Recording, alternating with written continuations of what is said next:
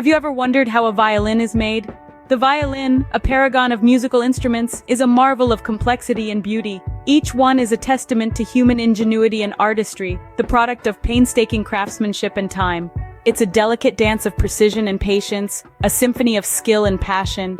Each violin is a labor of love, often taking several weeks, even months to create.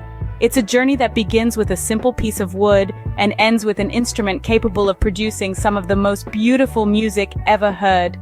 In this video, we'll guide you through the fascinating process of violin making. We'll explore everything from the initial selection of the wood, to the careful shaping and assembly of the pieces, and finally, to the finishing touches that give each violin its unique character. Stay tuned as we delve into the fascinating process of violin making. The first step in violin making involves selecting the right wood. This is a vital process as the choice of wood will significantly shape the tone, resonance, and overall look of the final instrument. The quality of the wood is paramount. Only high-quality seasoned timber should be used. This is because the drying process allows for the wood to stabilize, enhancing its acoustic properties. Different parts of the violin require different types of wood. For instance, spruce, renowned for its strength and lightweight nature, is typically used for the top of the violin. This is the part that vibrates the most, producing the instrument's sound. On the other hand, maple, known for its hardness and beautiful grain patterns, is usually chosen for the back, ribs, and neck of the violin. These parts contribute to the violin's structural integrity and aesthetic appeal. The wood selected will greatly influence the sound and aesthetic of the finished violin. After selecting the wood, the next step is to shape it. This is a meticulous process, where each curve and cut contributes not only to the violin's aesthetics, but also to its unique sound. The first part of shaping involves cutting the wood into the iconic silhouette of a violin's body. This isn't just a matter of aesthetics, but also acoustics. The shape of the violin body, with its rounded shoulders and narrow waist, is designed to produce the resonant sound that violins are known for. A craftsman uses a variety of tools, such as chisels, planes, and gouges, to shape the wood. Each stroke of the tool must be deliberate and precise, as even a minor mistake can significantly affect the instrument's sound. Next comes the creation of the scroll. This is the decorative curved part at the top of the violin, which is often seen as a symbol of the violin's elegance and grace. Carving the scroll is a test of a craftsman's skill and patience. It begins with a block of wood, which is gradually whittled down into a complex, three-dimensional spiral. This process requires a deep understanding of the wood's grain and structure, as well as a steady hand. Lastly, the fingerboard is made. This is the part of the violin where the fingers press down on the strings to change the pitch of the notes. Unlike the body and the scroll, the fingerboard is made from a separate piece of wood, typically ebony. Ebony is chosen for its hardness and durability, as it can withstand the constant pressure of the player's fingers. Shaping the wood is an exercise in precision and patience. Each piece, from the body to the scroll to the fingerboard, has a crucial role to play, not just in the overall structure of the violin, but also in the quality of sound it produces. It's a testament to the craftsmanship that goes into each violin, turning a simple piece of wood into a musical masterpiece. Shaping the wood requires precision and patience, as each piece plays a vital role in the overall structure and sound of the violin. With all the pieces shaped, it's time to assemble the violin. Our journey begins with the ribs, those curvy side pieces that give the violin its distinctive shape. These are meticulously glued to the top and bottom plates, forming the violin's hollow body. This is a delicate task, and it's done with precision, ensuring a perfect fit. The glue used is a special kind, strong enough to hold everything together, yet flexible to allow the wood to vibrate freely. Next up is the neck. This piece, carved with the scroll at the top, is carefully attached to the body. It's a crucial component, as it's where the strings will eventually be attached. The neck must be positioned just right, with the correct angle and height. Any misalignment would result in a violin that's difficult to play and could affect the sound quality. Once the neck is secure, we move on to the fingerboard. This is where the musician's fingers will dance, creating beautiful melodies. The fingerboard is glued to the neck, again using a special adhesive that can withstand the pressure of the strings and the friction from the musician's fingers. Now, here's a part you might not see, but it's undoubtedly one of the most critical components of the violin.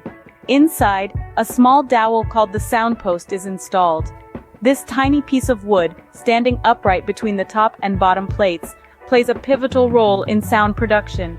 The vibrations from the strings are transferred to the sound post, which then spreads the sound throughout the violin's body, creating the rich, resonant sound we associate with the instrument. So, you see, assembling a violin isn't just about putting pieces together. It's about creating a delicate balance of components, each contributing to the instrument's overall sound and playability. From the ribs to the sound post, every piece has its role and every step requires meticulous care. Assembling the violin is a delicate process that requires careful attention to detail. Every violin is a testament to the craftsperson's skill, patience, and the love of music. And now, with our violin assembled, we're ready to move on to the final touches.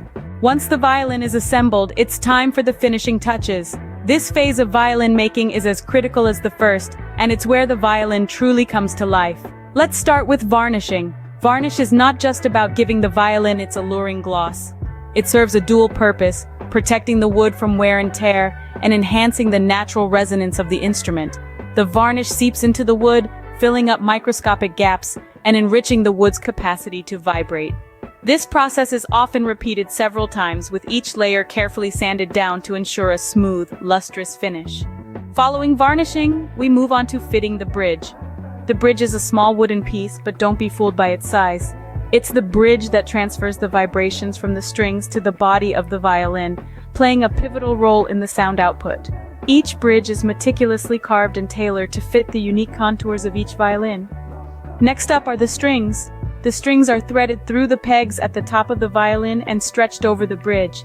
The tension in the strings can be adjusted by turning the pegs, a process known as tuning. Now let's talk about the final setup. This involves adjusting the sound post and bridge. The sound post, also known as the soul of the violin, is a small cylindrical piece of wood inside the violin. Its position can drastically affect the sound quality, making its placement a task of precision and finesse. The bridge, too, is adjusted for optimum sound production. Finally, the violin is tuned. Each string is tightened or loosened until it produces the correct note when played. The tuning process can be quite delicate, requiring a keen ear and a gentle touch. These final touches are crucial for ensuring the violin not only looks beautiful, but sounds amazing too. The art of violin making is a symphony of craftsmanship, where every detail counts and every step plays a note in the harmony of creation. So, that's the process of making a violin. From the moment the perfect piece of wood is chosen, to the final stroke of the bow, the creation of a violin is a symphony of craftsmanship. It's not just a process, but an art form that requires immense skill and a deep understanding of the materials at work. The journey begins with the selection of the wood. Like a maestro choosing the right notes for a composition, the violin maker must choose the right wood. Spruce for the top, maple for the back, sides, and neck. Each piece meticulously selected for its tonal qualities and aesthetic appeal. The choice of wood, in essence, sets the tone for the entire process. Next comes the delicate task of shaping the wood. This is where the true craftsmanship shines. The violin maker, like a sculptor, carves and shapes the wood, transforming it from a raw piece of timber into a delicate instrument. The arching of the top and back, the carving of the scroll, each step requires precision, patience, and a steady hand. Then, the pieces are assembled. The ribs are bent and glued to the front and back, the neck and scroll are attached, and the violin starts to take shape. It's a delicate balance of tension and release, of strength and flexibility. Each piece must fit perfectly, like the pieces of a jigsaw puzzle. And finally, the finishing touches.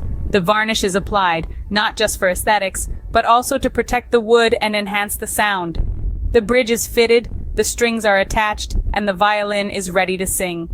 It's the final act in a performance that has taken weeks, months, even years to perfect.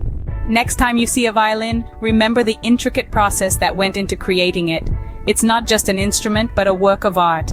Each violin is a testament to the skill, dedication, and artistry of its maker, a symphony of craftsmanship that resonates with every note.